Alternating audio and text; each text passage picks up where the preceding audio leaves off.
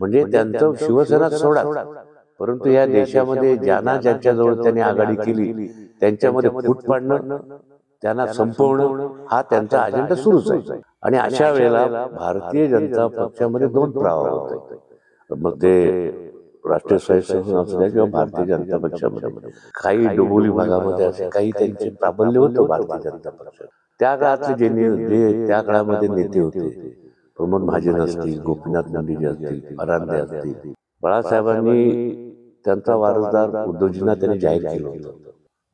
आम्ही गेली 25 वर्ष भारतीय जनता पक्षाबरोबर युतीमध्ये महाराष्ट्रामध्ये होतो. आणि त्या काळात युती जी झाली होती ते हिंदुत्व एका विषयावरती. त्या काळातले जे त्या काळामध्ये नेते होते, प्रमोद महाजन असतील, गोपीनाथ मुंडे असतील, परांदे असतील, ही सगळी मंडळी बरोबर आम्ही काम केलेली मंडळी आहोत. आणि तशी मुंबई, ठाणे, काही डोंबिवली भागामध्ये असे काही त्यांचे प्राबल्य होतं भारतीय जनता पक्षाचं. पण बाळासाहेबांनी हिंदुत्वाचा नारा दिला आणि त्याबरोबर आमची शिवसेनेची युती झाली. मुंबई, ठाणे सर्वच भागामध्ये आम्ही युतीने निवडणुका लढत होतो, युतीने महापौर बसत होतं, मुख्यमंत्री पण आम्ही बसवले. माननीय युतीचे पहिले मुख्यमंत्री माननीय मनोहर जोशी आहेत. त्यामुळे आम्हाला बाळासाहेबांच्या नंतर बाळासाहेबांनी त्यांचा वारसदार उद्धवजींना त्यांनी जाहीर केलं होतं पक्षाचा. त्याच्यामुळे आम्ही सगळे माननीय उद्धवजींजवळ बरोबर काम करत होतो. आणि अशा वेळेला भारतीय जनता पक्षामध्ये दोन प्रवाह होते, मग ते राष्ट्रीय स्वयंसेवक असू द्या किंवा भारतीय जनता पक्षामध्ये.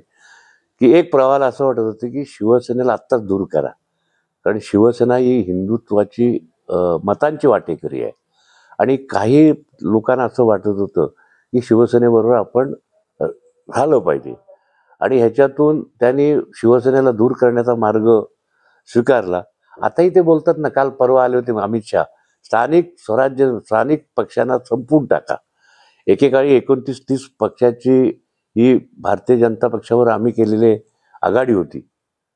आणि आज त्यांनी एक एक स्थानिक पक्षांना संपवण्याचं काम करून आता त्यांच्याकडे 20-22 पक्षांची आघाडी झालेली आहे. म्हणजे त्यांचं शिवसेना सोडाच, परंतु या देशामध्ये ज्यांना ज्यांच्याजवळ त्यांनी आघाडी केली त्यांच्यामध्ये फूट पाडणं, त्यांना संपवणं हा त्यांचा अजेंडा सुरूच आहे. काली परवा अमित शहा आले होते, ते म्हणले ना गाडा, बघूया कोण काढतोय कुणाला. तो हे सर्व गोष्टींना बळ देण्याचं काम कोणाकडून सुरू होतं?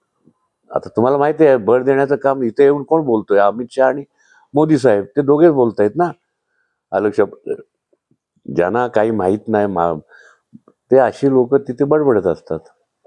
एकनाथ शिंदेना जे बळ मिळालं ते यांच्या मार्फतच मिळालं. अर्थातच शिवसेना फुटीसाठी एकनाथ शिंदेना बळ ह्याच लोकांनी दिले. नाहीतर एकनाथ शिंदेची एवढी हिंमत, पक्ष फोडून पहिले किती होते, 8-10 आमदार होते, जे पहिल्या दिवशी तिथून जे मुंबईतून मंत्रालयातून जे ठाण्याकडे निघाले आणि ठाण्याकडून गुजरातकडे निघाले, त्यात फार आमदार नव्हते.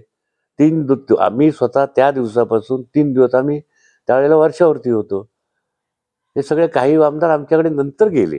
आणि हे सगळं बळ देवेंद्र, अमित शहा आणि मोदी साहेब यांनी दिलंय. महाराष्ट्रातील सर्व बातम्यांचे विश्वासार्ह व्यासपीठ, सकाळच्या सर्व सोशल मीडिया प्लॅटफॉर्मला लाईक, फॉलो आणि सबस्क्राईब करा. तसंच सर्व नोटिफिकेशनसाठी बेल आयकॉन प्रेस करायला विसरू नका.